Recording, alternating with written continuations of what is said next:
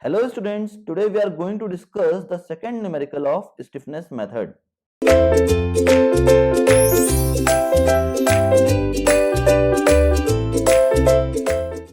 Question is written as, for a linear elastic frame, if stiffness matrix is tripled with respect to the existing stiffness matrix, the deflection of the resulting frame will be. Now from the concept of stiffness matrix method, we know that stiffness will be equals to force required to produce unit deflection. So from this equation we can calculate the deflection, that is delta is equals to P by K. We call this delta as delta 1.